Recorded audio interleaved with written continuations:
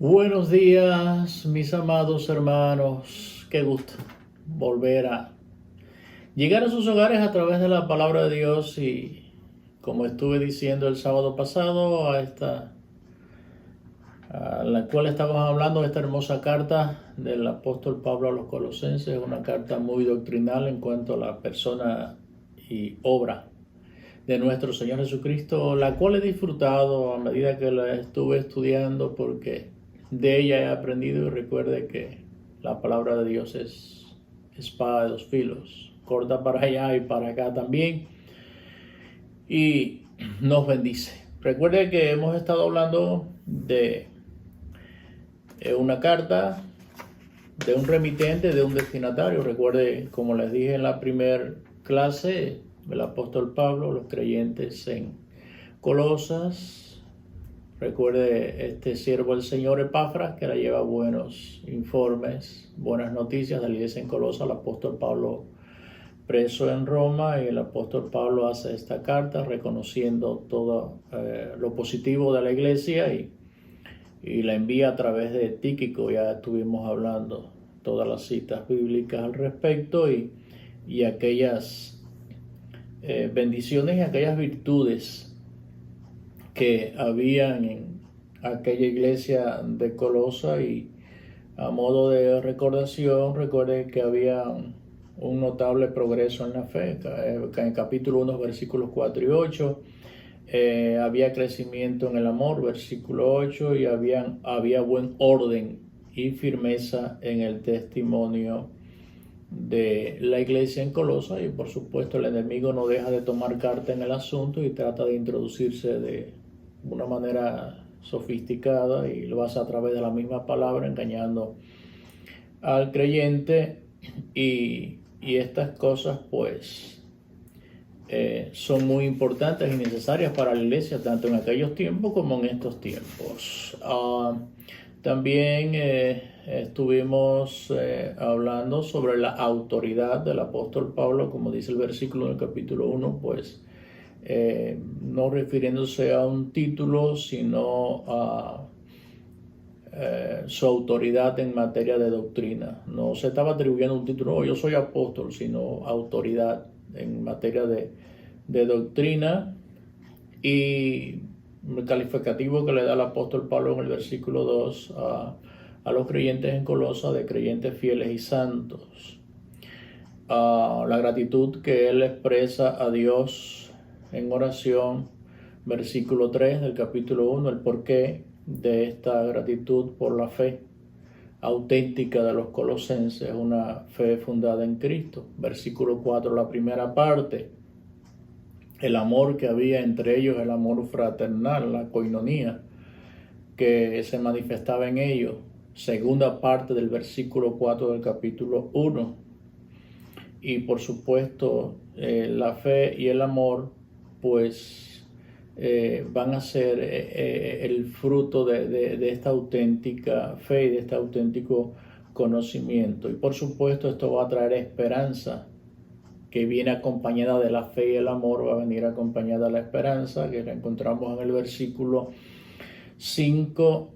Estas tres cosas, estas tres virtudes que deben de haber en una iglesia, son virtudes de aquellos que muestran que han creído al verdadero evangelio. La última parte del versículo 5, o la segunda parte del versículo 5 del capítulo 1. Y le estábamos hablando de que es una carta muy doctrinal, basado en la persona y obra de nuestro Señor Jesucristo. Y dos cosas muy importantes que él plasma en esta carta: que Jesús es sobre todo, versículo 15 del capítulo 1, y que Jesús es el todo que nosotros necesitamos, como dice el versículo 10 del capítulo 2, que nosotros estamos completos en él, no necesitamos otra cosa. Entonces, en nuestra experiencia como cristianos, como mismo la experiencia de los creyentes en Colosas debe ser la nuestra, que Jesús es todo lo que puede existir para nosotros, y es todo lo que nosotros necesitamos está en Él. Y les estuve hablando del objetivo de la carta, era contrarrestar y corregir falsas enseñanzas acerca de Cristo. Se habían ligado verdades con mentiras y habían entrado unos falsos maestros que les voy a explicar más adelante ahí en Colosas, trayendo este sincretismo, esta liga de verdad con mentira. Y por supuesto, nosotros vamos a ver dos formas que el apóstol Pablo enfatiza en su carta, y es qué creer o a quién creer, y esto nos va a llevar a cómo vivir. Cada hijo se va a padecer a su padre. Yo he visto, y ahora amplío sobre esto, en nuestro país. He visto muchas personas devotas a ciertos ídolos y generalmente cada persona se va a parecer a su Dios, al Dios que profesa fe. Y he visto personas devotas a San Lázaro. En Cuba eso es algo muy común. Oiga, y son personas que de verdad que llenas de llagas, llenas de problemas, de situaciones difíciles, se parecen a su Dios. Pero qué bueno que nosotros podamos afianzar nuestra fe cada día, parecernos más a Él. Pablo también y sus colaboradores les estuve diciendo interceden por los creyentes en Colosas para que estos sean llenos del conocimiento, y les estuve hablando del verdadero conocimiento de la palabra de Dios, de la doctrina, la verdadera doctrina, la sana doctrina, y no un conocimiento cualquiera o superficial, sino un conocimiento correcto y profundo acerca de Dios, no un conocimiento mental solamente, sino un conocimiento experimental. Y les estuve hablando, les quise anexar esta experiencia de este hogar de Marta, María y Lázaro, como Marta sí sabía todo y al final no sabía nada porque Jesús mandó remover la piedra donde hacía 4 días habían sepultado a Lázaro, y entonces Marta, la que sabía todo, yo sé que tú eres el Cristo, yo sé que resucitará, yo sé que lo que le pides al Padre, Él lo hace, y al final dijo, no, y es de ella. Se da cuenta, conocía de Jesús, pero no conocía lo que era capaz de hacer Jesús. Y eso es lo que estoy tratando siempre, luchar, que usted conozca a Jesús, que usted conozca a Dios, no que conozca de Dios. Y no podemos vivir de esas falsas expectativas porque conocemos de Dios. Y les estuve hablando de este evento de Juan 11, 20 al 27, el versículo 39, a grandes rasgos. Entonces, no es un conocimiento mental lo que necesitamos, sino un conocimiento experimental. Y por supuesto ya el apóstol Pablo le habla más adelante, y este conocimiento va fundamentado en 2 bases, en la sabiduría y la inteligencia, y esto nos lleva a no dejarnos engañar por falsos maestros, por falsas doctrinas, por cualquier cuento, por cualquier fábula, por cualquier doctrina, por cualquier estratagema de hombre, como él mismo lo dice en otras cartas. Y el conocimiento y la inteligencia nos permiten conocer más intensamente a Dios. Versículo 9 dice del capítulo 1, por lo cual también nosotros desde el día que lo oímos no cesamos de orar por vosotros y de pedir que seáis llenos del conocimiento de su voluntad en toda sabiduría e inteligencia espiritual. Vamos a orar un momento. Amado Dios, te doy gracias, te alabo y te glorifico por esta oportunidad que me has dado y nos has dado de todos participar, oh Dios mío, de este momento, de este tiempo, de esta enseñanza, sabiendo que tú nos bendices a través de ella y sabiendo que tú nos ayudas a edificarnos cada día y a profundizar nuestras raíces para saber cómo vivir y saber a quién hemos creído, a quién escuchar, a quién imitar, oh Dios mío. Por tanto, queremos, Espíritu Santo, que nos ayudes a través de tu palabra a entender tus propósitos. El propósito que tenía tu siervo Pablo para Colosenses y el propósito que tiene tu Espíritu Santo y tu voluntad para nuestras vidas en estos tiempos difíciles que estamos minados de tantas falsas doctrinas, de tantos cuentos, de tantos entretenimientos, oh Dios mío. En el nombre de Jesús sabemos que el enemigo, el mundo está invadiendo, oh Dios mío, y tratando de apagar lo verdadero, lo puro y lo santo. Ayúdanos a discernir en estos tiempos difíciles, en el nombre de Jesús. Amén. Amén. Bien, continuamos. Entonces, el conocimiento de Dios, por supuesto, trae 4 consecuencias para la vida cristiana. Y lo vamos a ver en el versículo 10. El conocimiento de Dios trae 4 consecuencias para la vida cristiana. Vamos a ver versículo 10. Para que andéis como es digno. Se lo voy a explicar. Del Señor. Para que andéis como es digno del Señor. Otro, agradándole en todo. Otro, llevando fruto en toda buena obra. Y otro, creciendo en el conocimiento de Dios. Así que, mis amados hermanos, el conocimiento de Dios trae 4 consecuencias para la vida cristiana. Primero, andar como es digno del Señor. Primera parte del versículo 10. Es decir, en otras palabras, vivir una vida que refleja a Cristo. Y esto, por supuesto, lo conocemos, el trabajo que hace el Espíritu Santo de Dios, como casa, como habitación del Espíritu Santo. Por supuesto, si usted va a casa de una persona desordenada, usted va a ver las cosas por donde quiera tiradas, quizás sucia y demás. Pero si hay una persona ordenada, va a ver usted limpieza, no va a haber polvo, no va a haber insectos, no va a haber nada, y todo va a estar en orden. Y ese es el trabajo que hace el Espíritu Santo en una casa desordenada. Esa casa soy yo, esa casa eres tú, mi amado hermano. Primeramente, cuando crecemos en el conocimiento de Dios, estas consecuencias y estas virtudes van a estar en la vida cristiana. Primero, andar como es digno al Señor, es decir, vivir una vida que refleja a Cristo. Segundo, vivir en obediencia absoluta. Dice la segunda parte del versículo 10, agradándole en todo. Y esto significa obediencia absoluta a Dios, agradándole en todo. Tercero, llevar fruto. Dice ahí Juan 15:16, porque no me elegisteis vosotros a mí, sino que yo os elegí a vosotros para que vayáis y llevéis fruto y vuestro fruto permanezca. Fue Él que nos eligió a nosotros, y el único objetivo de Dios para nosotros es para que demos fruto, que reflejemos a Cristo en nuestras vidas. Nosotros somos comparados con la vid, con una mata de uva.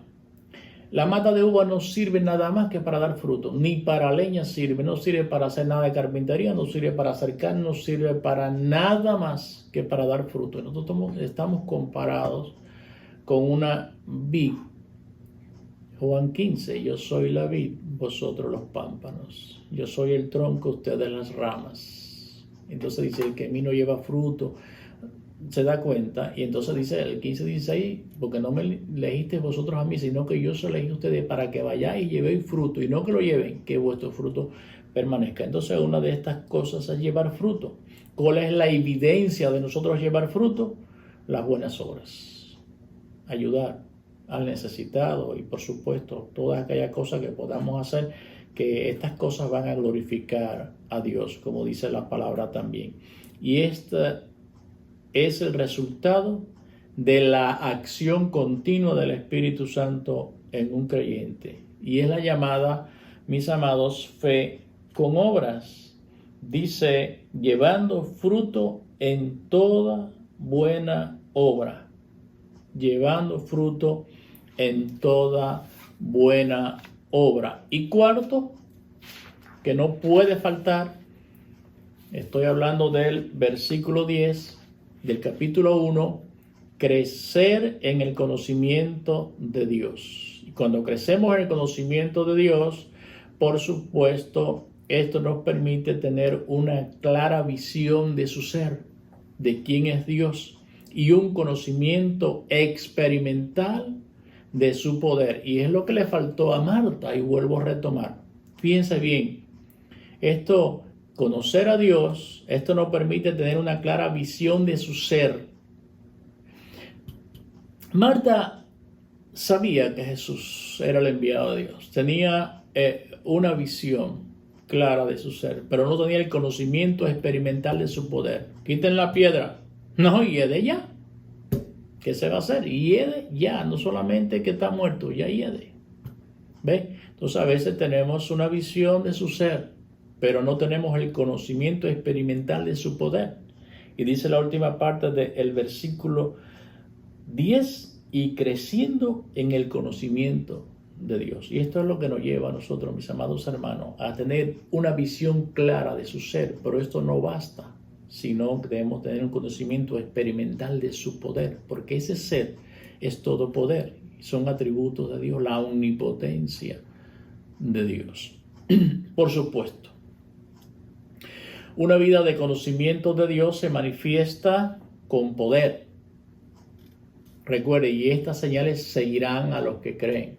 En mi nombre harán esto, aquello, echarán fuera demonios, hablarán nuevas lenguas. ¿Ven? Entonces, esto debe ir acompañado. Se va a manifestar con poder, con evidencia. Y esa persona que ha experimentado, tiene ese conocimiento experimental del poder y el conocimiento, la visión del ser, de quién es Dios, va a ser una persona paciente, va a ser una persona longánime, va a ser una persona gozosa, una persona agradecida.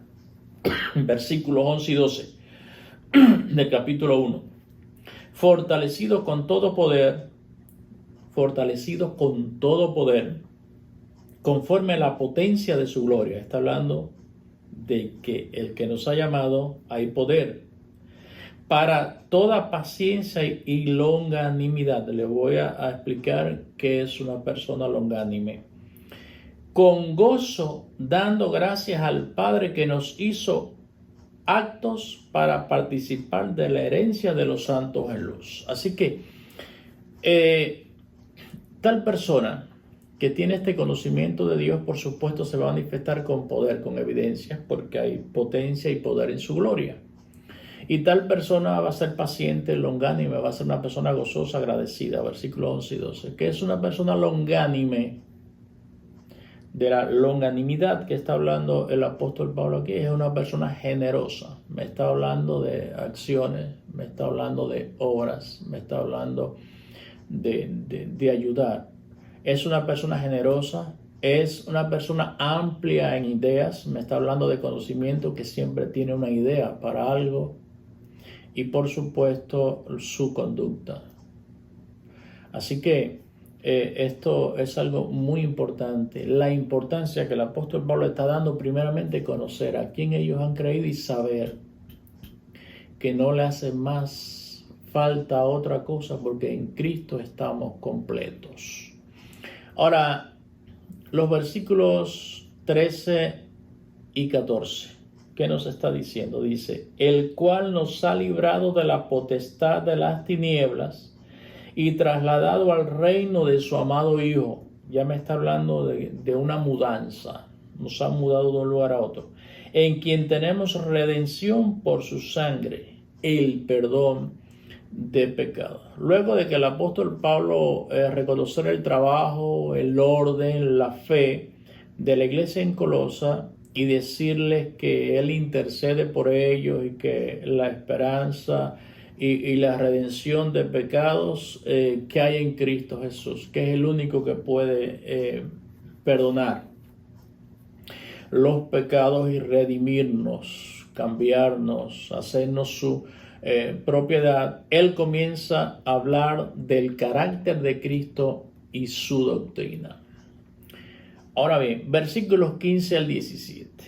Versículos 15 al 17 del capítulo 1. Recuerde que le dije que iba a ir al detalle. Hablé la clase pasada del capítulo 1 y todavía continuamos en el capítulo 1. Recuerde que la primera parte es el reconocimiento, las virtudes, todas aquellas cosas importantes que tenía la iglesia, el propósito de la carta.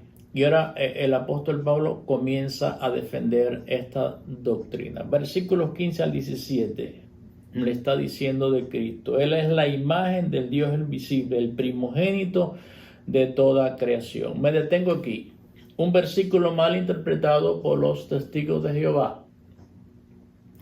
Y aquí esta palabra, el primogénito de toda creación, por eso es que los testigos de Jehová no atribuyen obra salvífica a nuestro Señor Jesucristo, porque ellos dicen que Jesús fue el primer ser creado, es decir, que es un Dios de segundo orden, de segunda categoría, porque dice que es el primogénito de toda creación. No son capaces, y tanto en aquellos tiempos como en estos tiempos se ha corrido. Muchas personas han sido engañadas por estas doctrinas y por estas palabras o por estos versículos mal interpretados. Por eso se hace falta el conocimiento de Dios y el conocimiento verdadero de Dios a través de su palabra. Dice el versículo 15, él es la imagen de Dios invisible, el primogénito de toda creación. No dice que es el primogénito de la creación, sino de toda creación. Y continúa diciendo, porque en él, usted debe analizar el texto y el contexto. Esta es la respuesta. Porque en él, no con él, en él dentro, fueron creadas todas las cosas, las que hay en los cielos y las que hay en la tierra, visibles e invisibles, sean tronos, sean dominios, sean principados, sean potestades, todo lo creado por medio de él y para él, porque él es el dueño de todas las cosas. Y dice el 17, y él es antes de todas las cosas, y todas las cosas en él subsisten. Entonces me está hablando de Dios. Me está hablando de un ser increado, me está hablando de un ser eterno, me está hablando de alguien que es desde y hasta la eternidad. ¿Se da cuenta? Entonces, aquí, cuando el apóstol Pablo comienza a hablar del carácter y la doctrina de nuestro Señor Jesucristo, dos calificativos vamos a ver que el apóstol Pablo le da a Cristo. Primeramente, imagen del Dios invisible. Versículo 18. Y él es la cabeza del cuerpo, que es la iglesia, el que es el principio, el primogénito de entre los muertos, para que en todo tenga la preeminencia. Es la imagen del Dios invisible. Lo está diciendo en el versículo 15, y también está hablando que es el primogénito de toda creación. Vamos a ver qué dice Juan 1:18. Juan 1:18 me dice algo. Está hablando sobre el testimonio de Juan el Bautista. Y dice en el versículo 18 de Juan, dice, a Dios nadie le vio jamás, está hablando Juan en su prédica, el unigénito Hijo que está en el seno del Padre, Él le ha dado a conocer. Pero dice el versículo 27 de ese mismo capítulo, este es el que viene después de mí, el que es antes de mí, del cual yo no soy digno de desatar la correa del calzado. Juan está dando dos declaraciones, fíjense. Viene después de mí, porque recuerde que fue el precursor de Jesús el que abrió el camino, y eso ya estaba profetizado. Pero dice él, viene después de mí, pero ese que viene después de mí es antes de mí. Y está hablando que está en el mismísimo seno del Padre, que ahora se ha dado a conocer al mundo. Primero, el apóstol Pablo está señalando la divinidad, lo que hay en Cristo, lo que hay en una persona, lo que hay en un hombre en la tierra, hablando del Señor Jesucristo, y está señalando su divinidad. ¿Qué está diciendo el apóstol Pablo? Dios se ha hecho visible, el Dios invisible ahora se ha hecho visible. Y si surgiera la pregunta, ¿cómo usted conoce a Dios? Bueno, yo conozco a Dios a través de la persona de Jesucristo, porque Él se hizo visible. Recuerden el Antiguo Testamento, cuando Él hablaba con el pueblo tenía miedo. A veces eran voces como grandes truenos, tormentas, tempestades, los montes temblaban. ¿Se imagina que Dios hablara de esa manera en estos tiempos? Más bien estuviéramos por miedo y no por convicción, sirviéndole o siguiéndole. Pero ahora Dios viene a vivir entre nosotros a través de la persona de Jesucristo y aquí está hablando la divinidad, lo que es de Dios y esto está diciendo el apóstol Pablo, él hizo visible a Dios, aquel Dios que era invisible ahora se ha hecho visible a través de la persona de Jesucristo. Y esto solo es posible a través de la misma deidad. Esto solo es posible a través del mismísimo Dios. Él es la imagen. ¿Qué quiere decir con esto? Estoy hablando del versículo 15 del capítulo 1. Es la única revelación que nosotros tenemos, igualando a Dios. ¿Y por qué dice igualando a Dios? Porque lo está expresando todo lo de Dios en su plenitud. Está expresando libre de pecado, hasta de la manera que fue concebido. Está expresando el poder, la autoridad de Dios, mis amados hermanos. En segundo lugar, dice el primogénito de toda creación. Como primogénito nos está diciendo algo también, que Él antecede y es el origen de toda creación. Él no es una criatura como muchos lo han interpretado, como les dije anteriormente. Él es el creador de todo. Él creó aún los ángeles. Versículo 16 que nos dice, porque en Él fueron creadas todas las cosas, las que hay en los cielos, Nos preguntamos, y las que hay en la tierra, visibles e invisibles. Él creó a los ángeles. Sean tronos, sean dominios, sean principados, sean potestades, todo fue creado por medio de Él y para Él. Me está hablando de Dios, pero de Dios encarnado ahora. Y estos falsos maestros, de los cuales les voy a hablar ahora, introducidos en Colosas, enseñaba que los ángeles eran semidioses, y Pablo les está diciendo en este mismísimo versículo 16 que son solo los ángeles criaturas sujetas al Señor. Y Pablo no solo lo presenta como creador. Pablo no solamente lo está presentado como creador, sino como sustentador. No solamente creó, sino que sustenta. No solamente que creó y abandonó, sino que sustenta todo. Versículo 17. Y Él es antes de todas las cosas. ¿Ve la respuesta de lo que malinterpretan los testigos de Jehová en cuanto que es el primer ser creado? Y Él es antes de todas las cosas, y todas las cosas en Él subsisten. Luego, más adelante, Pablo lo presenta como Señor y lo vamos a ver. ¿Quiénes eran los que habían introducido estas falsas enseñanzas en Colosas? Y Pablo se ve la obligación de hacer esta carta. Y yo no sé si usted ahora va entendiendo el objetivo de esta carta y por qué algunas expresiones, algunos versículos bíblicos, y usted lo va a entender ahora con la ayuda del Espíritu Santo.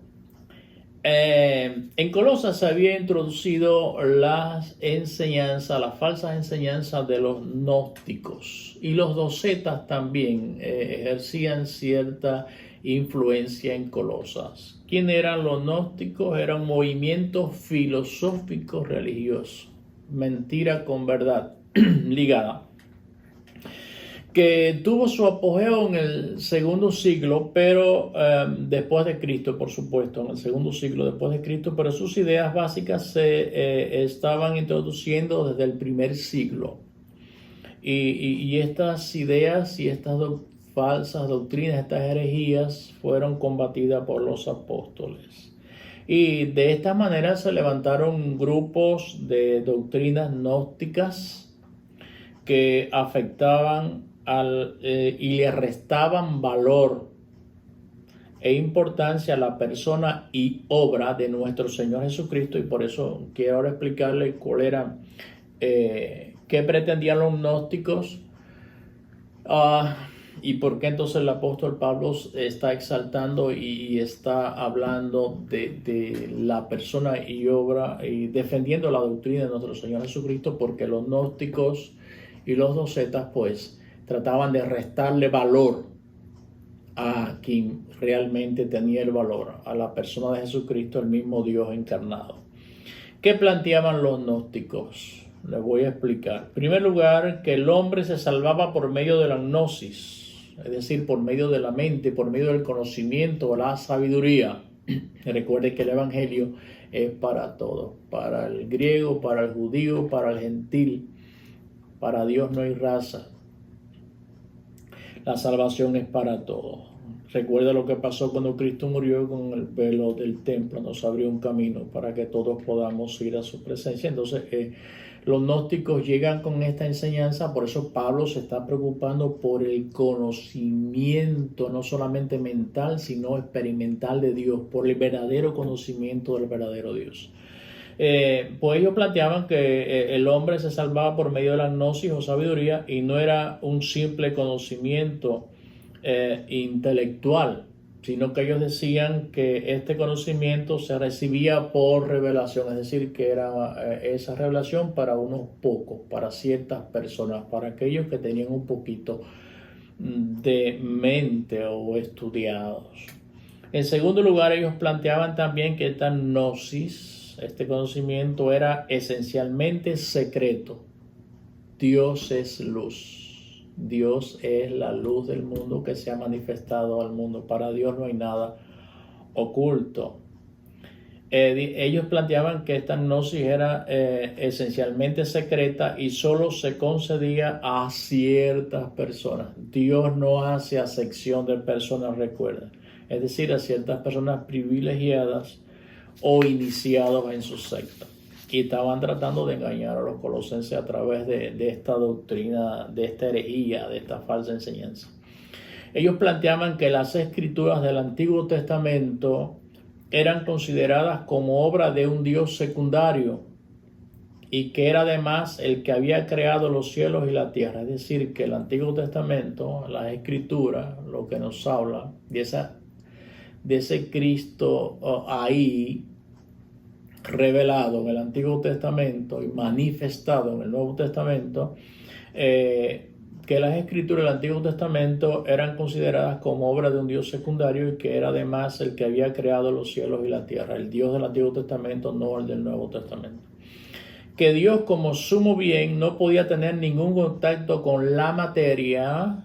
Los docetas apoyaban esta teoría, esta doctrina, porque la materia era esencialmente mala. El cuerpo, esta materia, esta parte exterior, este templo exterior, pues para ellos era mala, y por eso es que el apóstol Pablo más adelante dice, porque en él habitó corporalmente toda la plenitud de Dios. Entonces, le voy a explicar más adelante. Entonces, al ello plantear que la materia, este cuerpo exterior, es esencialmente malo, ahora no solamente los gnósticos tenían esta doctrina, sino surgieron los docetas y también apoyaban esta doctrina. De ahí es que surge el ascetismo. No diría que surge, sino que apoyan el ascetismo. ¿Qué es el ascetismo?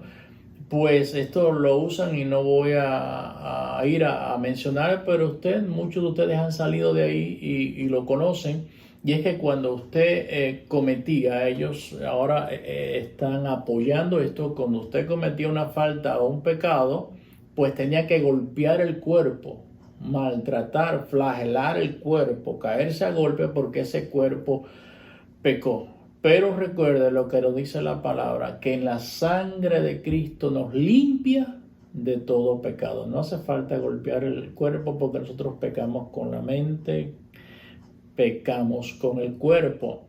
Entonces la sangre de Cristo nos limpia, no dice que los golpes, la sangre de Cristo nos limpia de todo pecado. Y si hemos cometido algún pecado, dice que abogados tenemos para con el Padre, que si confesamos nuestros pecados, Él es fiel y justo para perdonar. ¿Ve? No dice que si golpeamos. Entonces esto apoyaba al decir que la materia, que el cuerpo es malo. Ellos no aceptaban que Dios se había encarnado en un cuerpo humano. Entonces están echando por tierra esta doctrina y por eso el apóstol Pablo tiene que decirlo aquí, para que usted entienda entonces por qué el apóstol Pablo está defendiendo esta doctrina. Y entonces ahí ellos le están dando auge al ascetismo, al golpearse, flagelarse el cuerpo porque ha cometido una falta.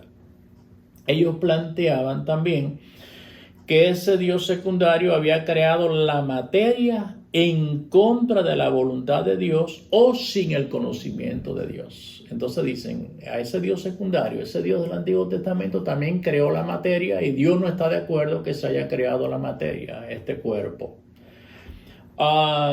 Entonces, si Dios como sumo bien no podía tener relación con la materia, entonces ellos planteaban y afirmaban que Jesucristo no fue un verdadero hombre. Es decir, que la persona de Dios no podía estar en una materia, en un cuerpo humano. Entonces ponían a Jesucristo como un ser intermedio entre los ángeles y el hombre. Lo ponían ahí, un Dios de segunda categoría entre los ángeles. Daba incluso menos valor que aún los ángeles. Y entonces, por supuesto, esto se corría el riesgo también de la adoración a los cuerpos celestes. Es decir, que se estaba invadiendo aquella iglesia que tenía buen orden, que había fe, que había amor, que había coinonía entre ellos. Se está colando una falsa doctrina y la iglesia de Colosa necesitaba un conocimiento correcto de la persona y obra de Jesucristo. Necesitaba un conocimiento correcto de Dios y no un conocimiento mental, un conocimiento experimental. Por eso, mis amados hermanos, el apóstol Pablo hace esta carta porque los gnósticos y cierto apoyo que tuvieron de los docetas está tratando de introducirse en la iglesia. Entonces, el apóstol Pablo lo presenta como creador y también como sustentador, porque él no abandonó su creación. Versículo 17 del capítulo 1. Y por esta gente, por la doctrina que traían ellos, es que el apóstol Pablo se vio obligado a hacer esta carta. También el apóstol Pablo lo presenta como Señor. Versículo 18 y 19. Dice, y Él es la cabeza del cuerpo que es la iglesia, el que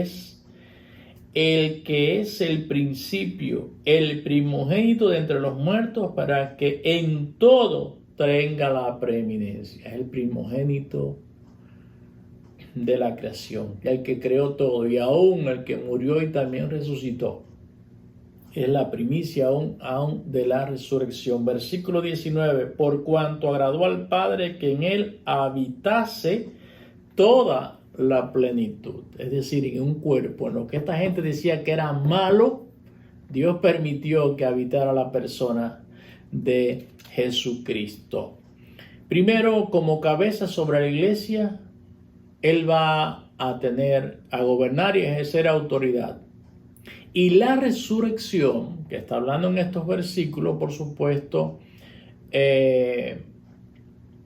lo sitúa en el lugar preeminente como ejemplo y también como certeza de nuestra resurrección. Gloria al Señor, que unos van a resucitar si han muerto y otros vamos a ser transformados. Entonces Él es el primogénito aún de la resurrección. La única tumba vacía en los cementerios del mundo es la de nuestro Señor Jesucristo. Muchos tienen dioses, deidades, por eso van incluso a las tumbas, al cementerio donde está. Nuestro Cristo está en el cielo y está en nuestros corazones. A Dios sea la gloria.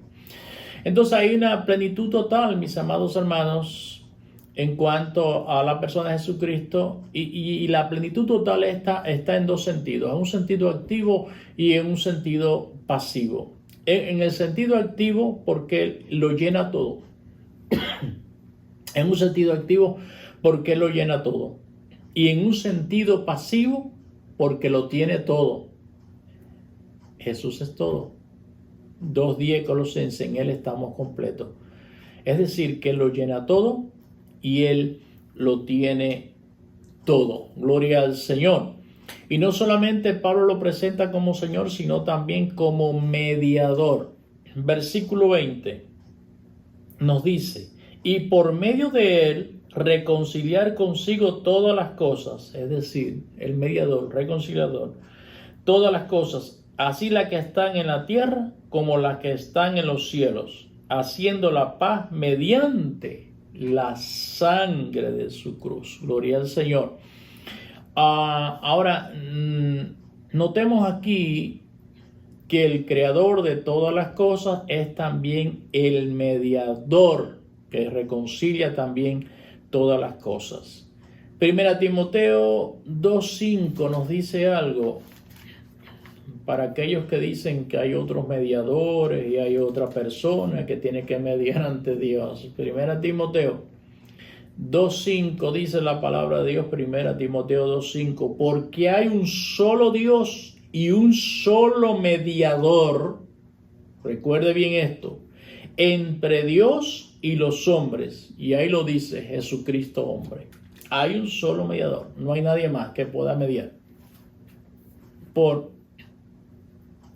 nosotros. Entonces es el creador de todas las cosas y es también el mediador que reconcilia también todas las cosas. Esto significa que cambiar todas las cosas, no a medias, sino completamente. Y va a haber un cambio evidente de una esfera de enemistad que teníamos nosotros con Dios, y ahora nos ha mudado, nos ha cambiado a una posición de paz. Y esto, dice el apóstol Pablo, aquí en este versículo 20, que esto solo fue posible mediante su sangre derramada en la cruz del Calvario.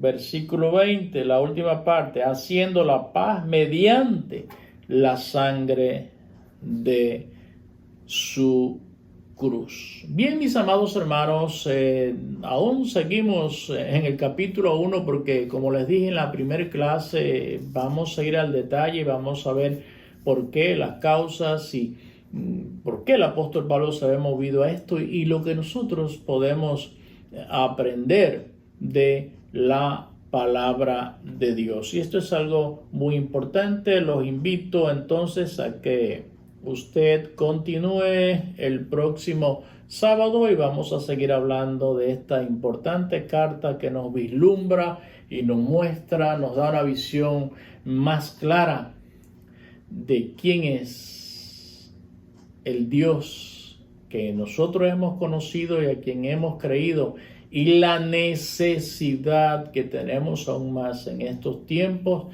de nosotros conocerle. Y de esta manera vamos a saber cómo vamos a vivir.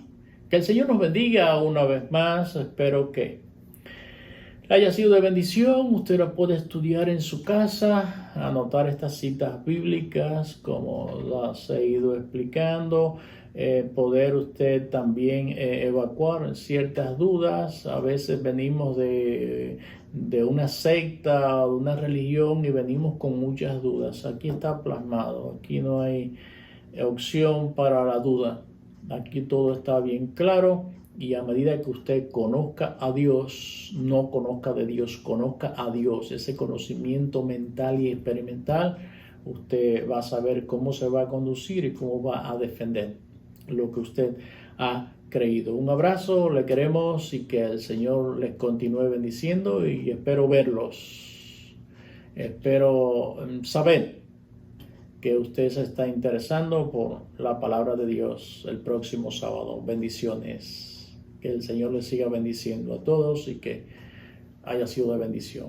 Dios les bendiga.